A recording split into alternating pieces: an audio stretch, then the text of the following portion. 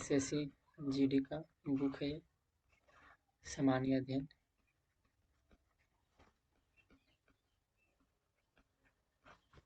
RWA का book है, रोजगार अंकित का। इसे एलओ भी बुक भी कहा जाता है। ये लगभग 30 पेज का है। हम लोग मैराथन की तरह इसे ख़त्म कर देंगे, यानी 5 क्लास या 6 क्लास। इसी से आएगा हिस्ट्री में लगभग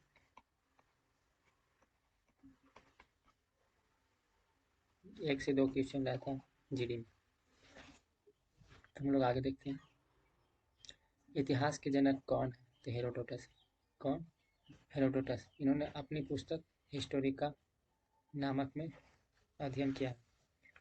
प्रागैतिहासिक काल क्या? वह काल जिसके लिए कोई लिखित सामग्री उपलब्ध नहीं है, उसे हम लोग क्या कहते हैं? प्रागैतिहासिक काल कहते हैं। जिसे कोई भी लिखल सामान नहीं मिला और उसे पढ़ा भी नहीं किया और सभ्य भी नहीं था तो उसे हम लोग क्या कहते हैं? प्रागैतिहासिक काल। काल को 3 भागों में बांटा गया। आग का आविष्कार किस काल में हुआ था? तो पूरा पाषाण काल में हुआ। पहिए का आविष्कार नवपाषाण काल में। मनुष्य ने घर बनाने की कला कब सीखी थी? नवपाषाण काल में सीखी। मनुष्य ने सबसे पहले पशु के रूप में किस जानवर को पालना शुरू किया था? तो कुत्ते को। कृषि का आविष्कार नवपाषाण काल में हुआ था। मनुष्य ने सबसे पहला किस धातु का प्रयोग किया था? तो तांबा धातु का प्रयोग किया था। मनुष्य द्वारा प्रयोग किया जाने वाला प्रथम औजार कौन था? तो कुल्हाड़ी। कृषि का प्रथम उदाहरण कहाँ मिलता है? मेहरगढ़ में, जो अभी वर्तमान में कहाँ है? पाकिस्तान में। भारतवर्ष शब्द का सर्वप्रथम उल्लेख कहाँ मिला? हाथी गुम्फा विलेख। मनुष्य द्वारा बोई गई सबसे पहली फसल कौन थी? फसल क्या है? तो जौ। प्रमुख वेद। भारत के सबसे प्राचीन ग्रंथ वेद है। वेद का शाब्दिक अर्थ क्या होता है? ज्ञान होता है।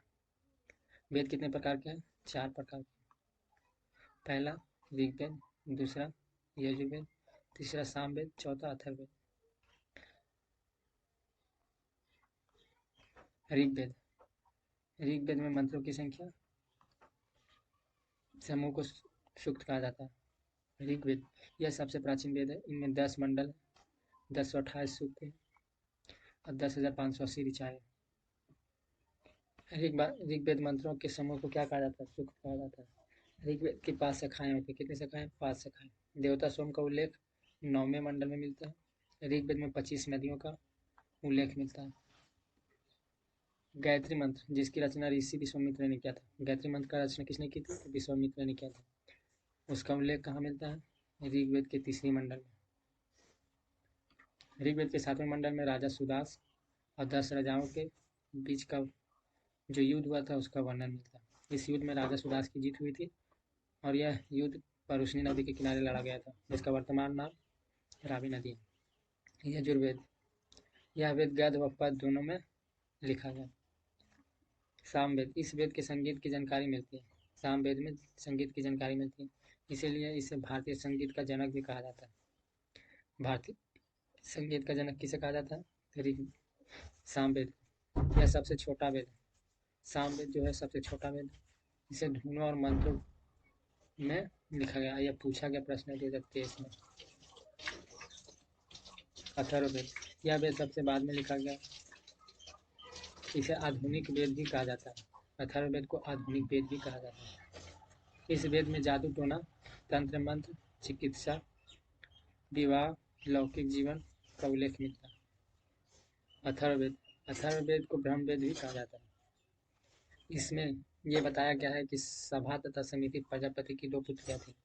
प्रजापति के कितने पुत्र थे? तो 2 पुत्रियां थी, सभा और समिति। वेदांग की संख्या कितनी होती है? 6। वेदांग की संख्या 6। पहला शिक्षा, दूसरा ज्योतिष, तीसरा व्याकरण, चौथा कल्प, 5वां निरोध, 6ठा छंद। पुराणों की कुल संख्या 18। पुराणों की कुल संख्या 18 होती। पुराणों के रचयिता लोमर्स को कहा गया। पुराणों के रचयिता लोमर्स को कहा गया। उनके पुत्र उग्रश्रवा थे। लोमर्स के पुत्र उग्रश्रवा। पुराणों में सबसे प्राचीन एवं पौराणिक पुराण मत्स्य पुराण है। सबसे पुराना पुराण कौन है? मत्स्य पुराण। वर्तमान उपलब्ध पुराण किस काल की है? तो गुप्त काल के आसपास की है। विष्णु पुराण का संबंध किस काल से है? तो मौर्य वंश से। किस वंश से? मौर्य वंश से। मत्स्य पुराण का सतवाहन वंश भी कहा गया है। मत्स्य पुराण का सतवाहन वंश से संबंधित। वायु पुराण का गुप्त काल से यानी गुप्त वंश से वायु पुराण का संबंध। अर्थशास्त्र के लेखक कौन है? चाणक्य। अर्थशास्त्र का लेखक चाणक्य। इन्हें विष्णुगुप्त और कौटिल्य भी के नाम से जाना जाता है। अर्थशास्त्र पुस्तक राजनीति से संबंधित शास्त्र है। पूछ दिया जाए कि अर्थशास्त्र पुस्तक किससे संबंधित शास्त्र है? तो राजनीतिक से। राजतरंगिणी पुस्तक के लेखक कौन है? कलहन। राजतरंगिणी पुस्तक का लेखक कलहन। कौन सी पुस्तक? राजतरंगिणी पुस्तक। अष्टाध्यायी पुस्तक के लेखक पाणिनि। अष्टाध्यायी पुस्तक का लेखक। सबसे प्राचीन स्मृति मनु स्मृति, जिसका लेखक कौन है? मनु। जैन धर्म का प्रारंभिक इतिहास कल्पसूत्र नामक पुस्तक में बताया गया, जिसका लेखक भद्रबाहु है। कल्पसूत्र का लेखक भद्रबाहु। जातक कथाएं बौद्ध धर्म से संबंधित। इसमें महात्मा बुद्ध के जीवन की कहानियों के बारे में वर्णन है। भारत का सबसे प्राचीन नगर मोहनजोदाड़ो। कौन? मोहनजोदाड़ो, जिसे मृतकों का टीला कहा जाता है। क्या? मृतकों का टीला। सिंधु घाटी सभ्यता या हड़प्पा सभ्यता। सिंधु घाटी सभ्यता काल 2500 बीसी से लेकर 1750 बीसी तक। कब से कब तक? 2500 बीसी से लेकर 1750 बीसी तक। हड़प्पा टीले का सर्वप्रथम उल्लेख कहाँ कब मिला? 1826 ईस्वी में। किसने किया था? तो चार्ल्स मैसन द्वारा किया। हड़प्पा संस्कृति को कांस्य युगीन सभ्यता कहा जाता है। क्या कहा जाता है? कांस्य युगीन सभ्यता। हड़प्पा संस्कृति। हड़प्पा सभ्यता। सिंधु घाटी सभ्यता का काल कितना से कितना तक था? तो 2000 बीसी से लेकर 1750 बीसी तक। इसे कांस्य युगीन सभ्यता कहा जाता है। हड़प्पा सभ्यता को क्या कहा जाता है? कांस्य युगीन सभ्यता। सिंधु घाटी सभ्यता का उल्लेख 1826 ईस्वी में हुआ था। कौन किया था? तो चार्ल्स मैसन द्वारा किया गया था। किसके द्वारा? तो चार्ल्स मैसन द्वारा। सिंधु घाटी सभ्यता का खोज राय बहादुर दयाराम साहनी ने 1921 ईस्वी में किया था। सिंधु घाटी सभ्यता का खोज राय बहादुर दयाराम साहनी ने 1921 ईस्वी में किया। इस सभ्यता का मुख्य निवासी को द्राविड़ भूमध्य सागरीय थे। इस सभ्यता के मुख्य निवासी कौन कौन थे? तो द्राविड़ थे और भूमध्य सागरीय थे। यह एक नगरीय सभ्यता थी।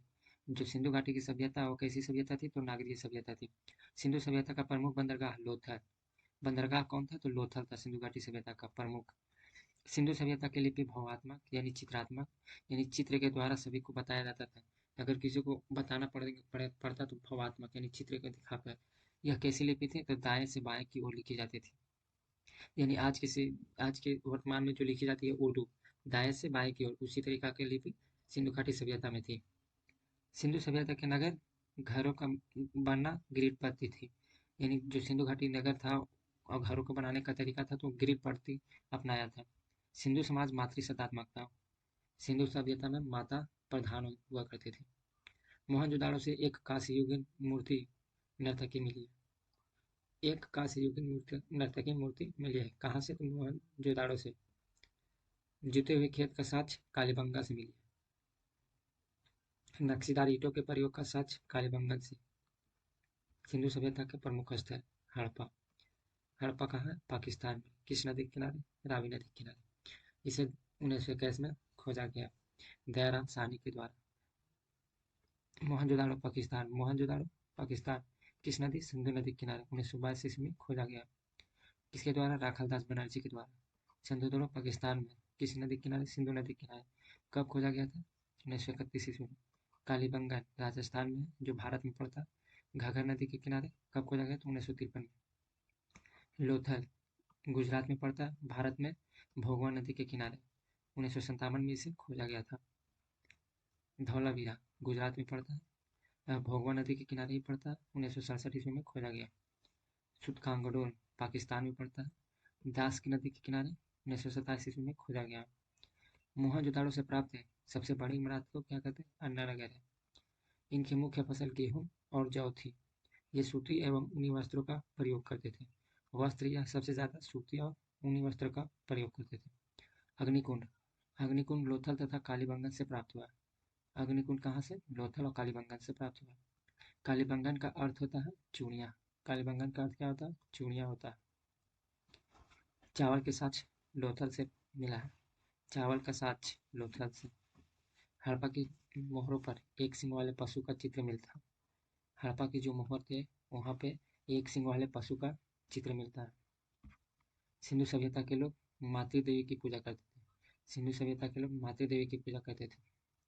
मनोरंजन के लिए ये लोग मछली पकड़ना, शिकार करना, पशु पक्षी को आपस में लड़ाना या लड़ाना तथा पास के खेलने आदि विधियों का प्रयोग करते थे। इनको तलवार का ज्ञान नहीं था। आग में पकी हुई मिट्टी को इन लोग टेराकोटा कहते थे। तलवार का ज्ञान नहीं था। किसका ज्ञान नहीं था? तो तलवार का ज्ञान नहीं था। आग में पकी मिट्टी को टेराकोटा कहते थे। वैदिक सभ्यता। कौन सी सभ्यता? वैदिक सभ्यता। वैदिक सभ्यता को दो भागों में बांटा गया। कितने भागों में? दो भागों में बांटा गया। पहला उत्तर वैदिक और दूसरा उत्तर वैदिक। पहला ऋग वैदिक और दूसरा उत्तर वैदिक। ऋग वैदिक का काल कब से कब है? 1500 BC से लेके 1000 BC तक। उत्तर वैदिक काल को 1000 BC से लेके 600 BC तक। 600 BC। आर्यों द्वारा निर्मित सभ्यता को क्या कहते हैं? वैदिक सभ्यता। आर्यों द्वारा जो निर्मित सभ्यता है वो वैदिक सभ्यता कहलाता है। आर्य शब्द का अर्थ क्या होता है? श्रेष्ठ होता है। आर्य शब्द का अर्थ श्रेष्ठ। आर्यों की भाषा क्या थी? संस्कृत थी। यह ग्रामीण सभ्यता थी। आर्य की सभ्यता कैसी थी? तो ग्रामीण सभ्यता थी। प्रशासन की इकाई 5 भागों में बांटा गया था।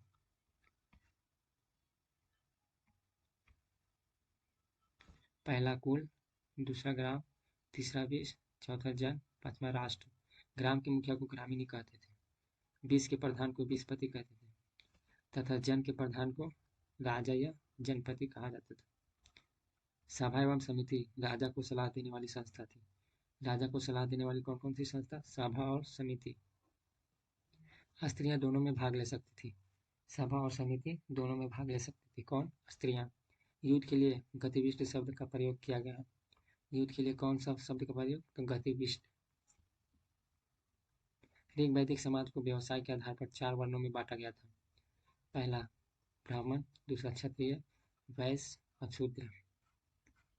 व्यवसाय के आधार पर बांटा गया 4 भागों में। आर्यों का समाज पितृसत्तात्मक था। आर्य के समाज में पिताजी प्रधान हुआ करते थे। समाज की सबसे छोटी इकाई परिवार या कुल कहा जाता था, जिसका मुखिया पिता होता था और इसमें कुलप या गृहपति थे। पिताजी को ही क्या कहा जाता था? कुलप या गृहपति। जीवन भर अविवाहित रहने वाली महिलाओं को अमाजु कहा जाता था।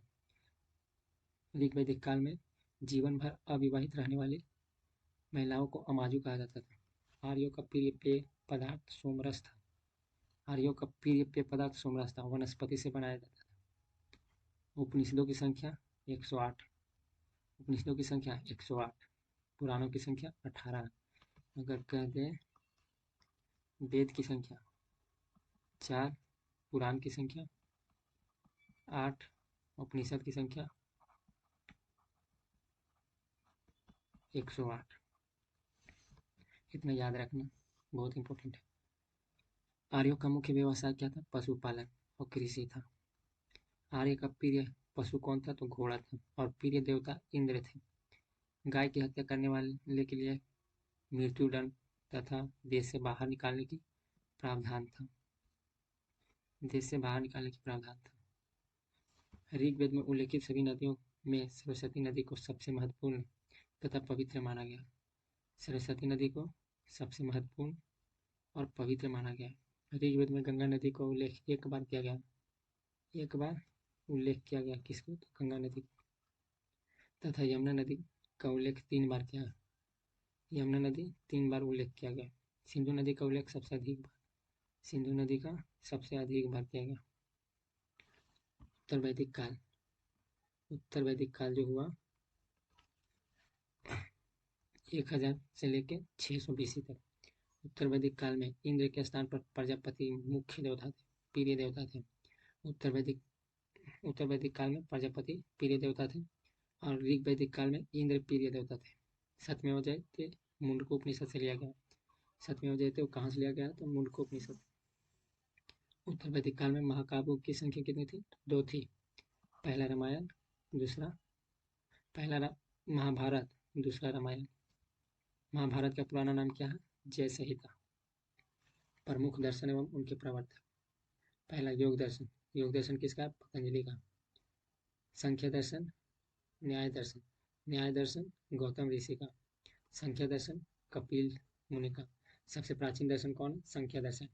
योग दर्शन पूछ दे तो पतंजलि का। न्याय दर्शन गौतम ऋषि का। संख्या दर्शन कपिल मुनि का। सबसे पुराना दर्शन संख्या दर्शन। थोड़ा जैन धर्म के बारे में जाने। जैन धर्म के संस्थापक कौन है? ऋषभ देव। अब पहला तीर्थंकर कौन है? ऋषभ देव। ऋषभ देव का उपनाम क्या है? आदिनाथ। जैन धर्म के 23वें तीर्थंकर कौन है? पार्श्वनाथ, जो काशी के राजा के अश्वसेन के पुत्र थे। काशी के राजा अश्वसेन के पुत्र थे। कहाँ के राजा? लिख देते हैं, काशी के राजा अश्वसेन। अश्वसेन के पुत्र थे। कौन पुत्र थे? पार्श्वनाथ।